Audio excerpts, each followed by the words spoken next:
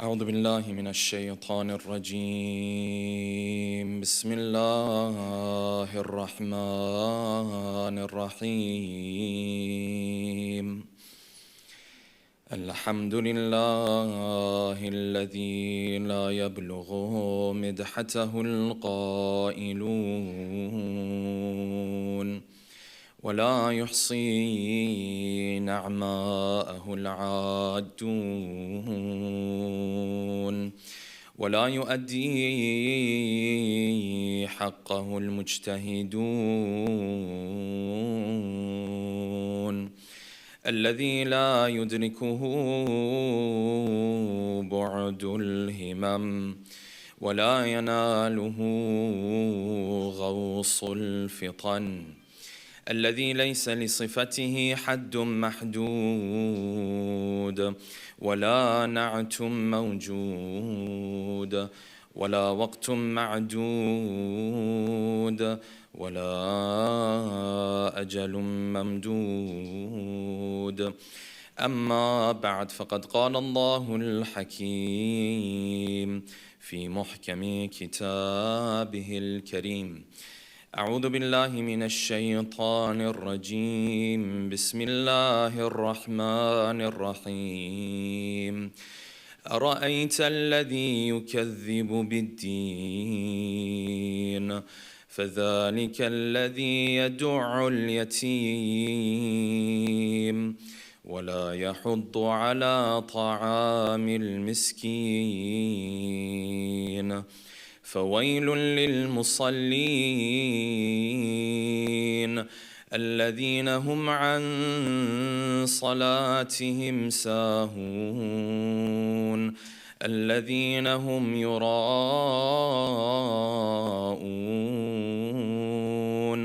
ويمنعون الماعون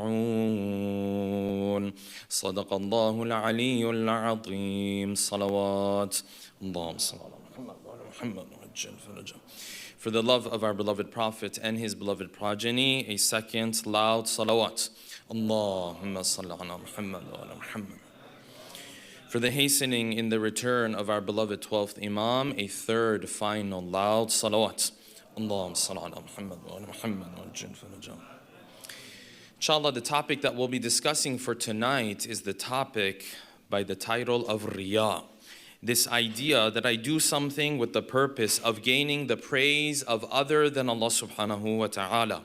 Many times in lectures and in our own circles, we hear this idea that more than focusing on the quality or the quantity of my deeds, I need to focus on the quality of my actions. And because of this, we are told sometimes that if I do something for other than Allah subhanahu wa ta'ala, at the first level, Allah subhanahu wa ta'ala will not reward me on the day of judgment. If I show up there and I ask for the reward of this act of worship that I worked so hard for, I will find no reward in the hands of Allah at the first level.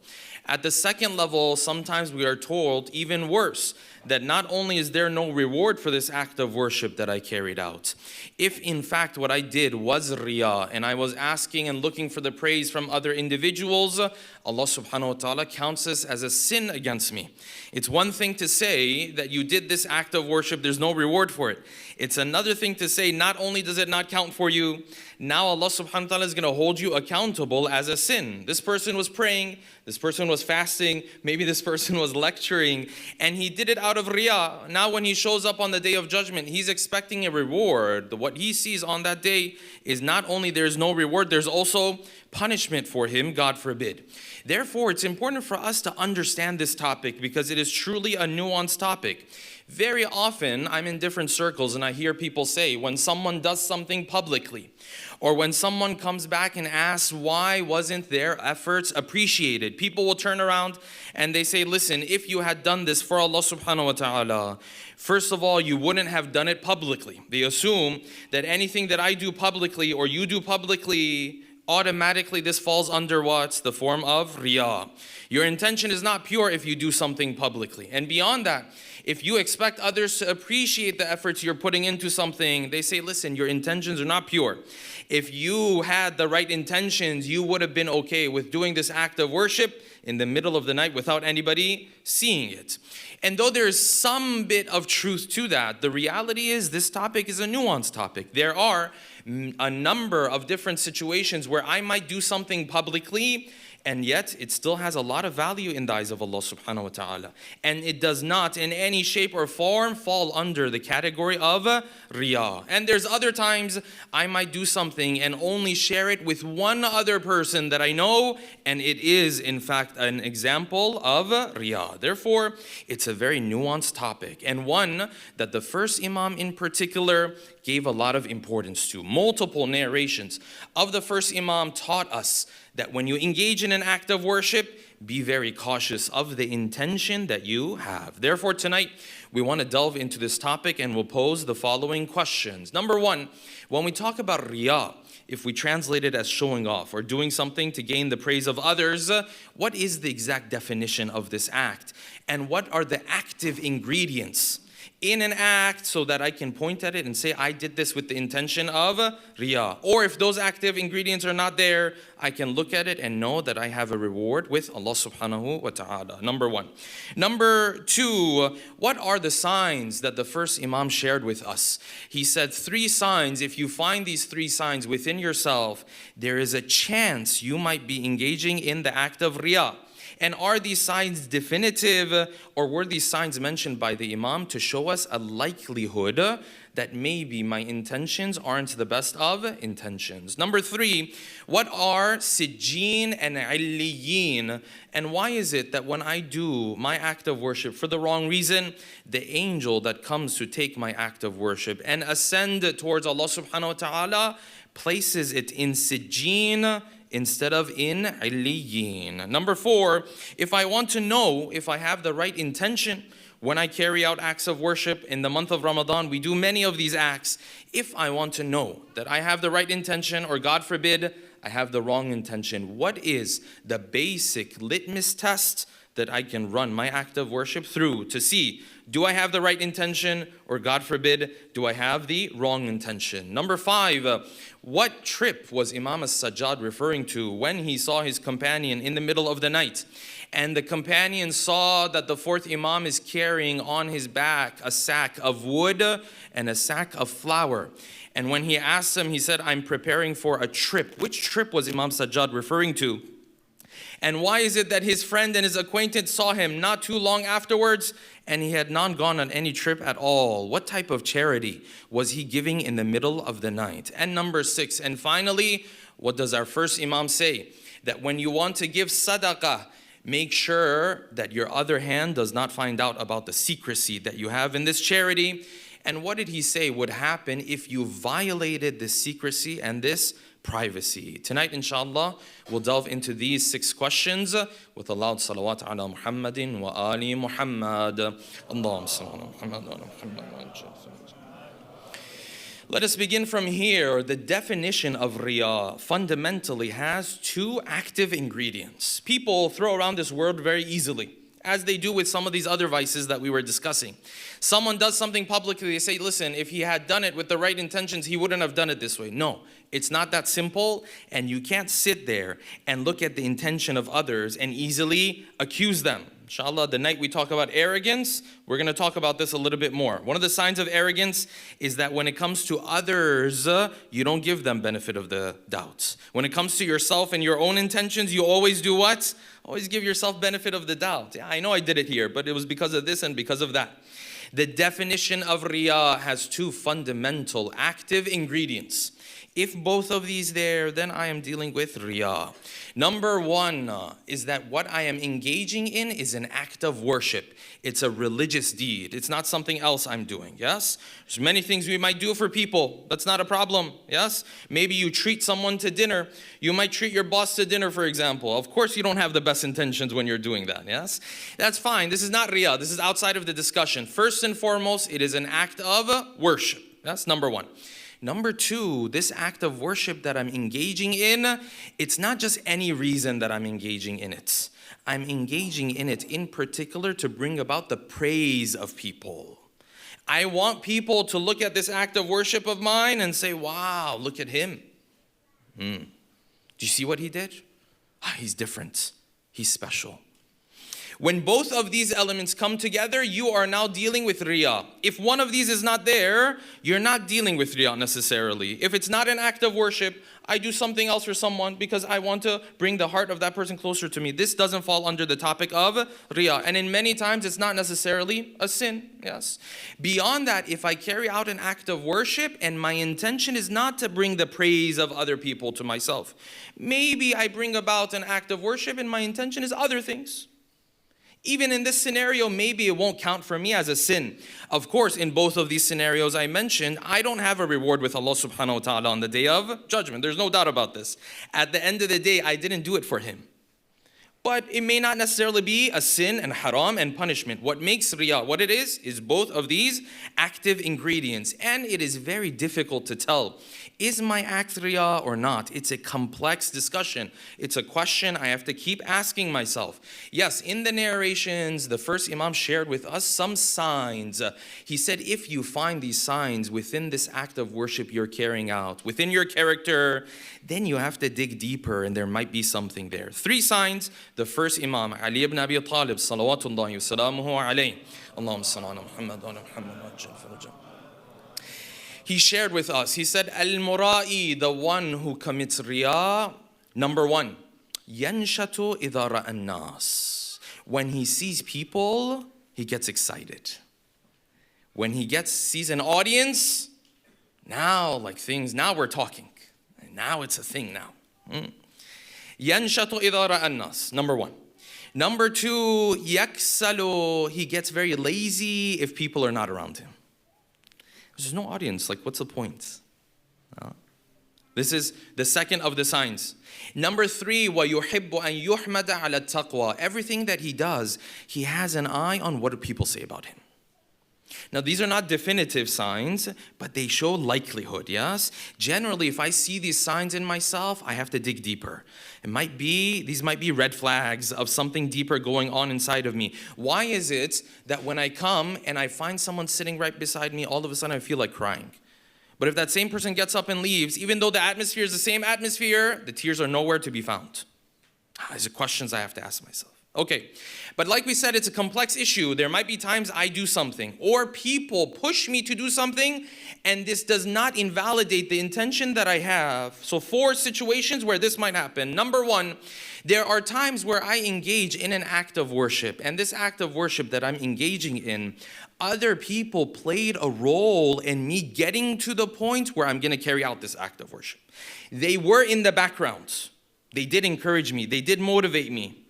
But when I come to the point where I'm standing there and I'm about to say takbir, at that point, my intention is for who? It's for Allah subhanahu wa ta'ala. This does not fall under the category of Riya. Yes? So you find yourself in a position when you come to the masjid, you feel more likely to pray. You might have good friends. When you're around these good friends, you feel more likely to carry out good deeds. You might surround yourself with the right type of people. You might marry the right type of person, yes? Who, even though he or she has their own shortcomings, generally encourages you to do good. Well, that person is part of the reason why you're carrying out this deed, yes? But they're in the background. They push you to get to that point where you're standing there between you and Allah. When you say your takbir, your intention is not him. When you say your takbir, your motivation is not let him praise me, No, he encouraged you to get to this point. Then you say that takbir and your intention is, oh Allah, I want you to be pleased with what I am doing. This is not a form of riya. This is encouraged in Islam. One of the biggest reasons why you and I fail to become the people that we want to become in the full sense of the word, yes, sometimes we have shortcomings. A lot of it has to do with my environment. A lot of it has to do with who I surround myself with, yes? So this is element number 1. Element number 2, or situation number 2, where riya does not apply in that situation, is when I carry out an act of worship But my intention with carrying out this act of worship is not so other people will praise me. My intention, if this is my intention, is to build a good sunnah, a good culture, establish a good practice. I'm carrying out this deed because I want this to become a thing amongst people. I want other people to see this. This person picks up on it, that person picks up on it. He says, you know what? Yeah, this is cool. I want to do this too. Huh? Yes? Maybe they got together, they had a little Quran session, huh? I want other people to also pick up on this. If that's my intention, sometimes it may not be, huh? But if that's my intention, this also not only does not fall under the category of Riya, it is also considered a great act of worship. You are establishing a good practice. The Prophet said, Man sanna sunnatan hasana. Whoever establishes a good practice, he has a great reward in the eyes of Allah subhanahu wa ta'ala. Yes? Of course, he can't come around and say that this good practice came from Allah, it didn't come from me. Then that becomes a little bit of a problem. If I take that good practice that I'm establishing, I make it part of the religion. I say the Prophet taught us that every day we should have a Quran journal session, for example. I put it as part of the faith now. Instead of saying, no, it's something I'm doing, then this becomes a problem. And fundamentally, our issue with Taraweeh is this.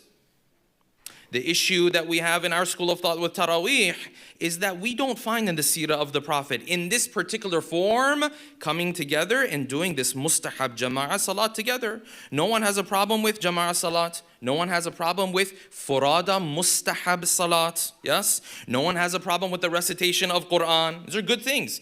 But we say we cannot take this and put this as part of the faith. That's a problem. So I can take an act of worship, do it publicly, so that I can build a culture. This is why we find in our narrations an interesting concept. What is that concept?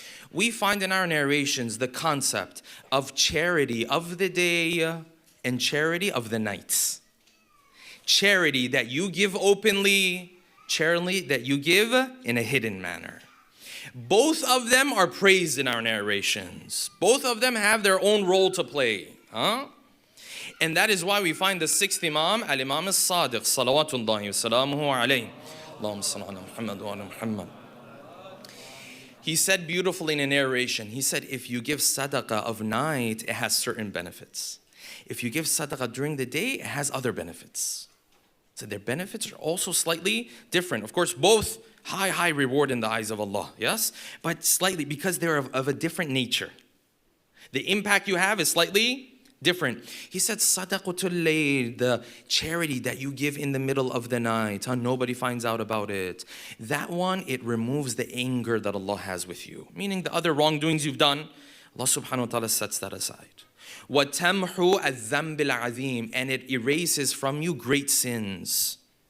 This is the effect of the sadaqah of the night.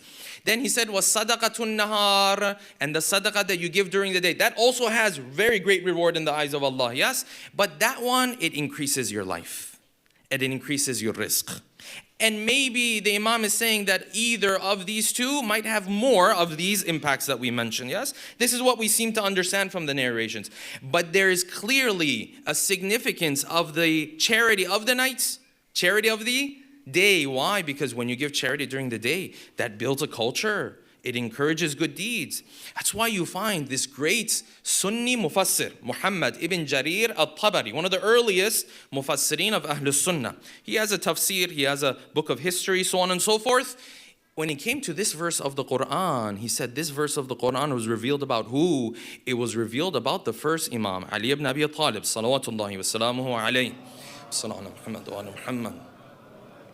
He said the verse of the Quran that says, الَّذِينَ يُنْفِقُونَ أَمْوَالَهُمْ بِاللَّيْلِ وَالنَّهَارِ سِرًّا وَعَلَانِيَةً. There are people, they have wealth, but they don't just go and give this wealth all in one place. What do? They want to benefit in all of these different forms of reward of Allah subhanahu wa ta'ala. They go and they take a little bit of money during the day, a little bit of money during the night. Sometimes publicly, sometimes in a hidden manner. He said this referred to Ali ibn Abi Talib when he had 4 silver dirhams. He didn't give all of it at the same time. He took some of it during night so nobody finds out. Some of it during the day so other people can see it. Sometimes publicly, sometimes in a hidden matter. In 4 situations the Imam gave of this. So sometimes I do something to build a culture. Parents in their house need to build a culture. Don't come at the age of 20 and you say, my son, he doesn't care about salat. My daughter, she doesn't care about this. What were you doing for 20 years? I had 20 years to build this culture. Was your child seeing you 20 years every single day praying? Was your daughter seeing you honoring your wife for 20 years? Because if she'd been seeing that, her perspective would be very different. Did your son see you as the wife in the house honoring the husband for 20 years? Did you build this culture in the household? For 20 years, did you show them what fasting looks like? Did you show them what praying with love, looking forward to salat looks like? More often than not, we don't do these things. We don't build this culture. And then at 18, 20, we say, well, my son doesn't want to do this. My daughter wanted to. Sheikh, when he was younger, he used to like to do this. Of course, when he was younger, he was a child. Now he's older. If I don't build that strong culture, I won't be able to do it at that point. Yes? This is situation number 2. Situation number 3, sometimes I do a good deed publicly. And the reason why I'm doing this good deed publicly is what? Is because, yes, recite a salawat, please. Allahumma salli ala Muhammad wa ala Muhammad wa ajil farajahum. The reason why I'm doing this is because I want to make sure that I have a good reputation amongst people. This also does not fall under Riya. It's very delicate, pay attention. There are times I do a good deed, I want people to say good things about me. There are other times I do a good deed publicly just so that people don't walk away and accuse me of bad things. This is different, and Islam values this. So this person says, I will always give my charity in a hidden matter so no one can see. Islam will say, no, some of it, the basic forms of it, do it what? Publicly. Why? You're a believer. You have a reputation to preserve.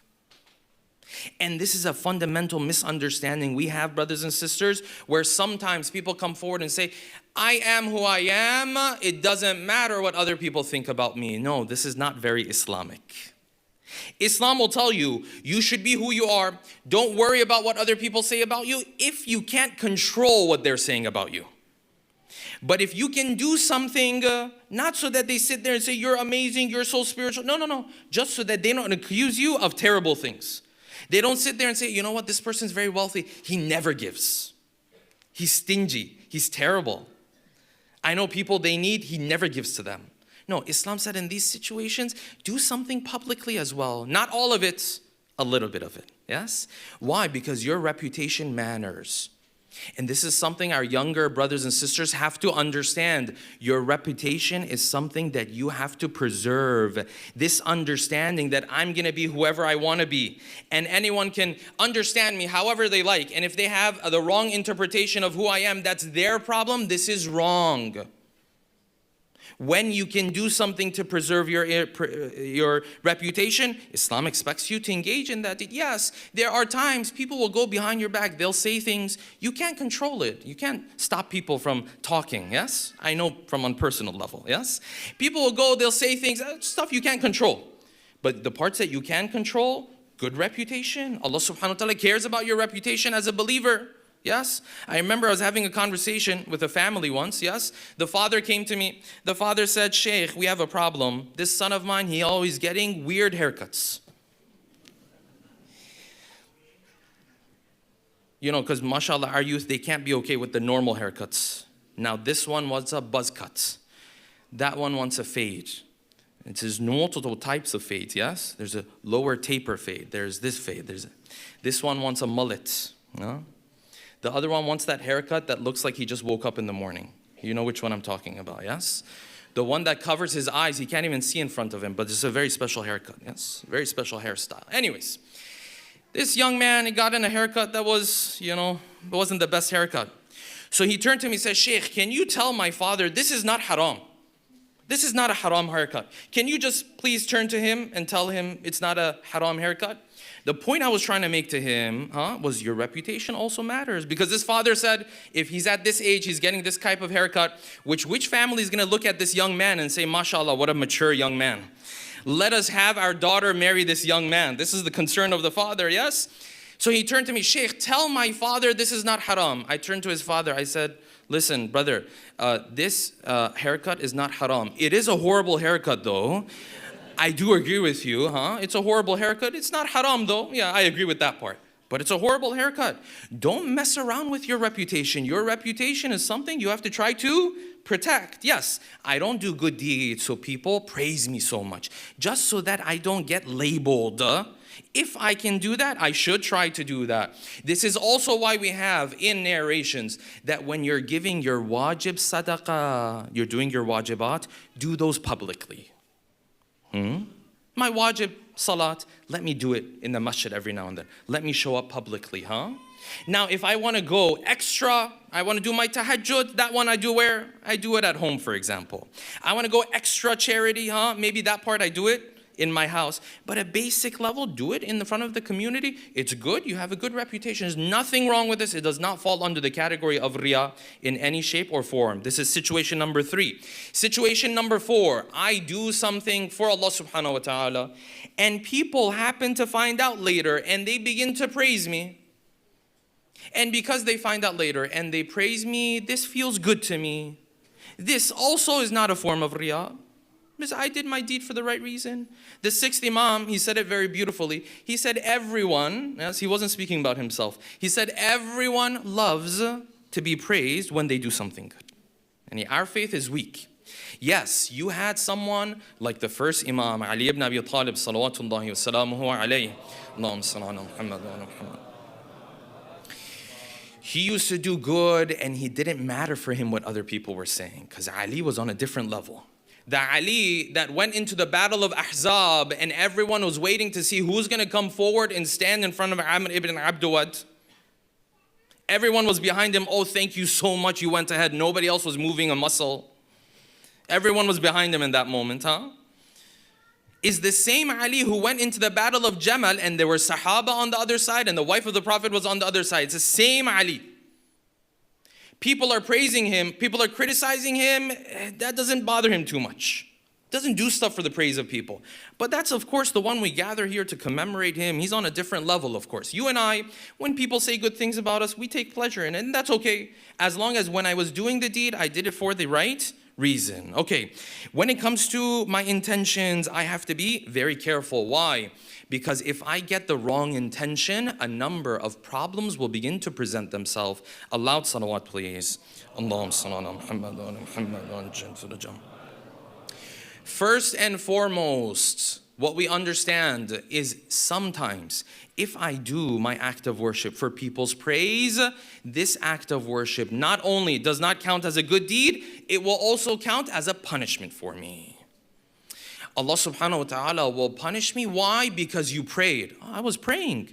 You prayed, but you prayed so people could praise you. You were playing with my religion. There's punishment for that.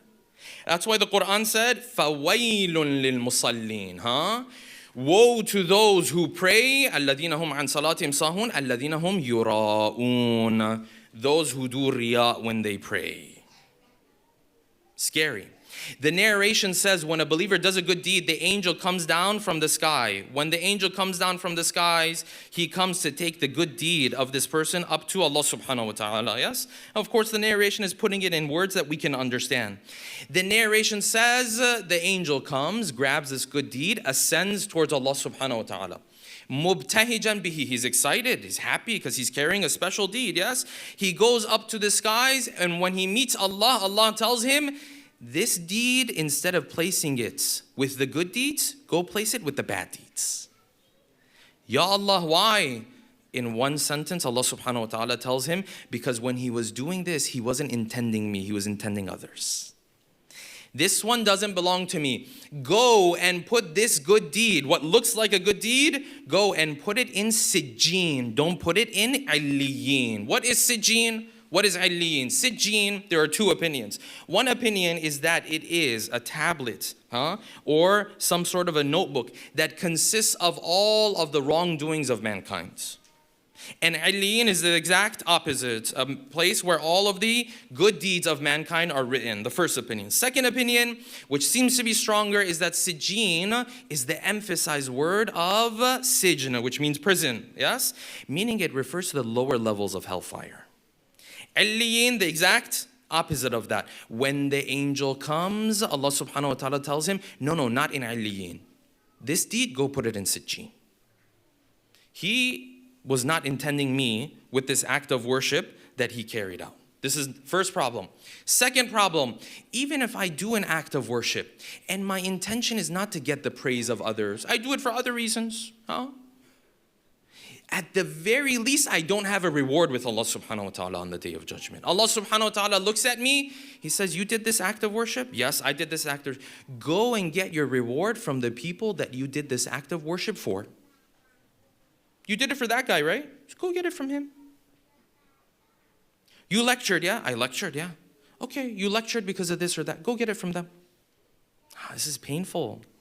This act of worship I worked so hard for, Allah subhanahu wa ta'ala says, you don't have it with me. It's with other people. And this is one of the secrets of life. You know, I've been speaking about the secrets of life a lot during these nights, yeah?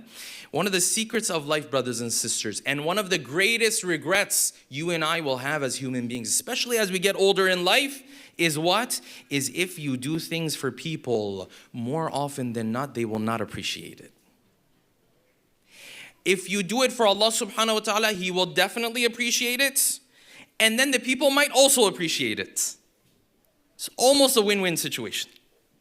If you do it for people, sooner or later they're going to disappoint you. This is a big secret in life.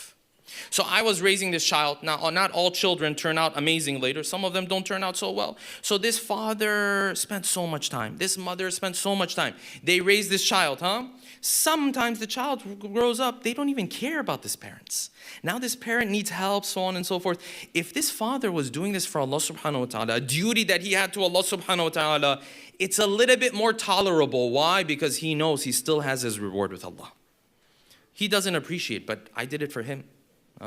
If he had appreciated, even better, but it is what it is. But imagine if he had done this for the child. Imagine if he had done this for the spouse. She had done it just for the spouse. No pure intention for Allah subhanahu wa ta'ala. Then you're at the mercy of people. You kill yourself for people. At the end of the day, a guy walks away and says, oh, okay, cool. Don't do things for people. It brings about big regrets in life. I have to do things for Allah subhanahu wa ta'ala. And inshallah, people should also appreciate, inshallah. Hopefully that also happens. That's a good thing. Hopefully that also happens. But I do things mainly for Allah subhanahu wa ta'ala. If I don't have the right intentions, brothers and sisters, this becomes very difficult. Which is why the author of 40 hadith, yes, he has a very beautiful line and paragraph on this.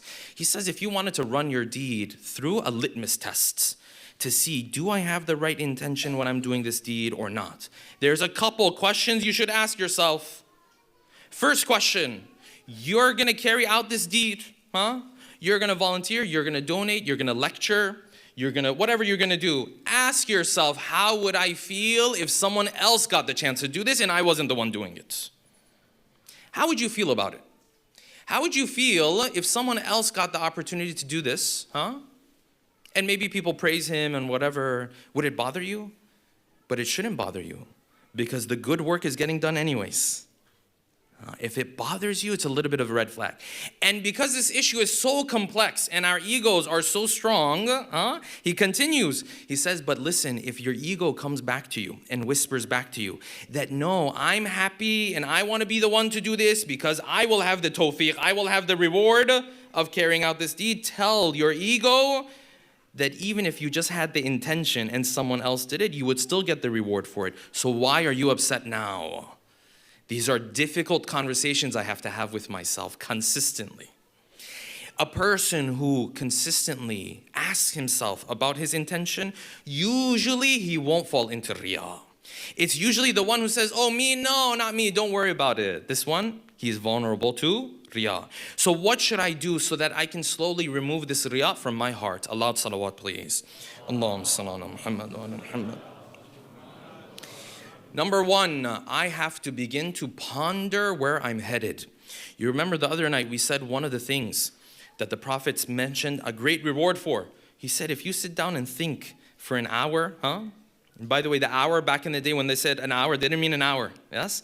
Maybe a couple minutes they were referring to, He said if you sit down and think for a couple minutes, it's worth years of worship. So we always ask, what am I supposed to ponder on? Yeah? The other night we said you should ponder on eternity. The other thing you're supposed to ponder on is how short the opposite of eternity is. How short life is in this world. Something we have to ponder on, something I have to ponder on more. If you ponder on this more often, you will see the impact that it has on you. More often than not, we're not looking towards the future. That's why we get bogged down with right here, right now. If you have the ability to sit down and think and say, okay, now I'm doing this. Now people will praise me, but tomorrow they're going to forget about me. Actually, tomorrow, even if I fall and die, they won't even care. These are things I have to ponder upon. But if I do it for Allah subhanahu wa ta'ala, what happens? Number one, I have a reward always with Him. Number two, people might also appreciate. Still, level of percentage is still the same. If there was a 50% chance they were going to appreciate what I was going to do, if I do it for Allah, still 50% chance they will appreciate it. I'm not losing out on anything here. This is why Ayatollah Bahjat, may Allah bless his soul, had a beautiful line. Yes, he used to say, listen, when Riya starts to make its way into your heart, and you're thinking about, let me do this for this guy, and let me do that for that guy, he always used to say, why don't you do Riya for Allah? Why don't you show off your deeds to Him? Why don't you do something hidden and say, you see what I'm doing here? Look at what I'm doing. I have praise, you're going to praise me? Yes, you're going to praise me. Of course, Allah subhanahu wa ta'ala is going to praise you. So you have a special place in His eyes. He said, instead of doing Riya for people, show off to Allah subhanahu wa ta'ala. Take your deed, say, you know what?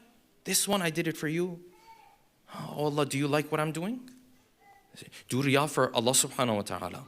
So number one, I have to think about how short our life is in this world, yes? Number two, the second step that I have to take is I have to remember, if Allah subhanahu wa ta'ala wants to make people think good things about me, He can do that. Allah subhanahu wa ta'ala is making people think good things about you when you're sinning. Surely if you become a good servant of Allah, if He wants to, He can make people think even better things of you. There's nothing wrong with that. There is nothing wrong with me wanting to people say good things about me. There's nothing wrong with this. You know, Ibrahim brought his family. He went through one of the most difficult tests, yeah? He brought his family where? He brought his family into a desert. غَيْرِ ذِي زَرْعٍ. You can't even grow anything there, yes? When he brought them there, he said, oh Allah, I brought my family here. So he did the act of worship for who? He did the action for Allah subhanahu wa ta'ala. Then immediately afterwards, what did he pray for? He said, oh Allah, فَجْعَلْ أَفْئِدَةً مِّنَ النَّاسِ تَهْوِي إِلَيْهِمْ. Oh Allah, make my family blessed in such a way where people gravitate towards them. Ibrahim, you're not supposed to ask for these things. You're only supposed to ask for spiritual things. He said, no, I'm asking for a blessing in this world. But I'm not doing my deed for that. My deed was for who? For Allah subhanahu wa ta'ala. And separately, I also want a good reputation. Multiple times Ibrahim prayed, وَجْعَلْ لِي لِسَانَ الصِّدْقٍ فِي الْآخِرِينَ. Oh Allah, make me the one who's remembered well amongst people. There's nothing wrong with this. Just do your deed for Allah subhanahu wa ta'ala. Then the narration says the hearts of people are in the fingers of Allah. He flips the hearts however He likes. Do the deed for Allah subhanahu wa ta'ala and then say, oh Allah, I also want a good reputation. I also want people to think good things about me. There's no problem with this. This is number two. Number three, the way to go against Riya is this. Every now and then, have a little secret between yourself and Allah subhanahu wa ta'ala. Every now and then, carry out a deed that no other soul knows about. It's just between you and Him. Let that be your gift to Allah subhanahu wa ta'ala. Let that be a deed that, listen, no other soul even knows about, for it to be Riya, not Riya, intention this, intention. No. This one is just between you and me. It's my secret between myself and Allah subhanahu wa ta'ala. Every one of us should have these types of secrets. Every one of us should have 1, 2, 3 things. You know what? I did this. I never told a soul in my life. Have that secret between yourself and Allah subhanahu wa ta'ala. The Ahlul Bayt were like this. They did these things publicly. That's also important. We talked about that, yes? And then they did things just between them and Allah. Nobody found out about it, huh? So you come to the masjid, you pray, people see you praying. You come, you recite Quran, people see you. A'mal, so on and so forth. Then maybe when you go home, just one act of worship just between you and Him. No soul is around. This is my secret with Allah subhanahu wa ta'ala. No one's ever going to find out about this. That's your secret with Him. Huh? That's beautiful. Who did this in the most beautiful way? The Ahlul Bayt, the acquaintance of the fourth Imam, Al-Imam As-Sajjad, salawatullahi wa salamuhu alayhi. If the brothers can please move forward, inshallah. One more loud salawat, please. Allahumma salli ala Muhammad wa ala Muhammad wa ajil farajah.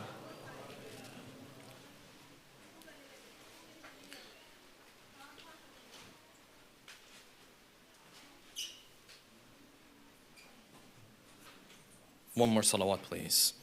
Allahumma salli ala Muhammad wa ala Muhammad wa ajil farajah.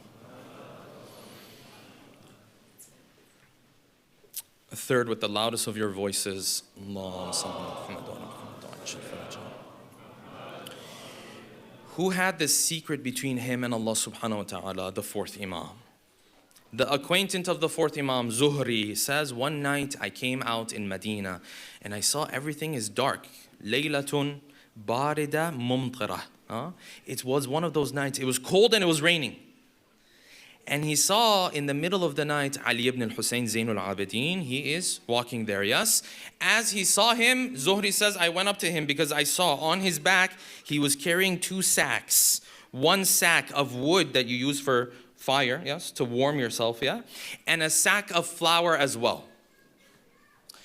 Said, when I came to him and I saw these 2 sacks on his back, I turned to him and I assumed these are sacks for himself. He's taking him for his own affairs. I said, Ya ibn Rasulullah, let me take these for you. What are you taking these sacks for? He said, Zuhri, I have a trip coming up. I have a journey coming up. I have some travel coming up. These 2 bags are my preparation for that trip. So Zuhri said, oh, that's okay. I didn't know you were traveling. I didn't know you were going to have a trip. Okay, if that's your trip, it's okay. I'll help you. The Imam said, no, on the trip I'm going, I have to go and put these 2 sacks somewhere so that they're ready for me when I get to my destination. I have to prepare these sacks myself. You can't do it for me. So Zuhri says, I walked away. I said, okay, if there's anything I can do for you. He said, no, you can leave me to myself. It's okay. I walked away. A couple days later, I saw Ali ibn al-Husayn is still in Medina. I said, Ya ibn Rasulullah, you didn't go on this trip you were talking about. You told me you're carrying these bags because of a journey you have, a trip you have, travel, all of this kind of stuff. He said, Zuhri, it's not that type of trip you were thinking. The trip I was talking about was the moment of my death. These bags I was carrying to the houses of the poor and the needy because that's where I have to store them so that when I leave this world, they're prepared for me on the other side. And Zuhri said, Ya Allah, what was I thinking? What was the fourth Imam thinking? Yes, this was the status of the Ahlul Bayt. Every now and then they did something, nobody else found out about it. Yes, maybe even a lot more than history has even recorded. How many nights in history has history recorded that the first Imam came and brought food to the orphans? Some of it is mentioned in history. How many nights did he do this? Nobody found out about it. Only him and Allah subhanahu wa ta'ala. The fourth Imam, he's learning from who? He's learning from his teacher, the first Imam, yes? And it's during these days and nights, brothers and sisters, where all of a sudden the orphans in Medina, they see what? Or the orphans in Kufa. They see that all of a sudden that man that used to bring us milk and used to bring us bread, he is no longer bringing us any of that. Sallallahu alayka ya Amir al-Mu'mineen. Sallallahu alayka ya Ali ibn Abi Talib.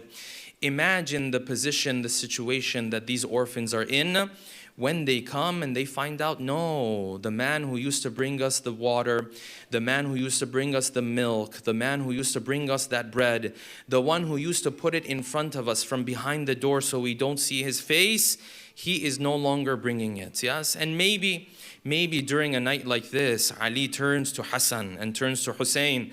My sons, you know that during these nights I used to take food for the orphans of Kufa. My sons, you see, I can't stand up anymore. Yes, the Fatih of Khaybar, the one who took over the battle of Khaybar, who lifted the gate of Khaybar, now all of a sudden he can't even lift his own body. This is the pain that Ali is in. This is how much blood Ali has lost. Maybe his color has gone pale during these nights. The narration says they had covered his head with a piece of cloth, but the cloth would keep filling up with blood and they had to keep changing the cloth of Ali during these nights. Maybe during these nights, Ali tells Hassan and Hussein, why don't you go instead of me? Go take some food for these orphans. Some of them are still waiting during this time.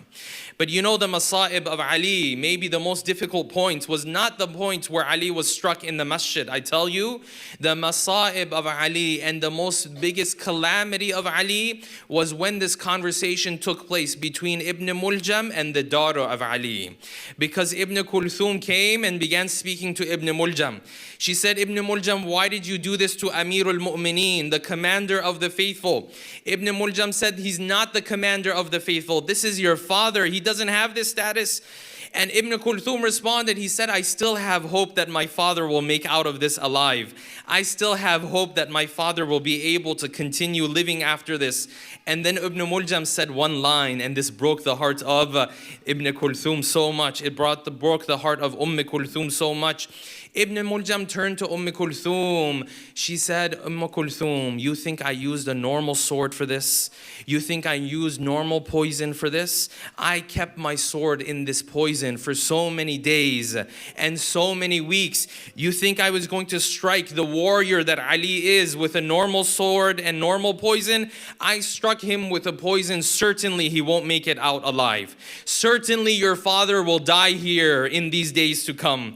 Imagine what this did to the heart of Kulthum. Imagine what it did to the heart of Zainab. Imagine what it did to the heart of Hassan and Hussein. The narration says all of a sudden they called the physician to come. The physician came. He began observing the wound on the head of Ali. And the more he looks, the deeper this wound looks to this physician. And he said one line, everyone in the family began breaking into tears. He turned to Ali, this physician. He said, Oh Ali, when I look at your wound, I can see it's very deep. Oh Ali, begin completing your will. Begin giving your final wasiyah to your loved ones, oh Ali, because there's nothing I can do with a wound that is this deep. There's nothing I can do with a wound that has this type of poison in it. And Ali now begins to give his wasiyah to his loved ones. Imagine Hassan has gathered around him. Hussein has gathered around him. Zainab, Kulthum have gathered around him. The companions have gathered outside of the house. They want to see Ali for one more time. But Hassan keeps telling him, listen, my father is so weak now. If you saw my father in these moments, you won't even recognize him anymore. His color has gone pale. He's lost so much blood. He has become so ill. And Ali begins to do his final wasiyah in those moments. And he begins speaking to his children in those final moments. What did this do to the heart of the family of Ali? Maybe Ali is happy because he will see Fatima soon, but what did this do to the heart of Hassan and Hussein and Zainab and Kulthum? Ala la'natullah ala al-qawmi al-zalimin. وسيعلم الذين ظلموا أي منقلب ينقلبون رحم الله من قرأ سورة الفاتحة مع الصلوات على محمد وآل محمد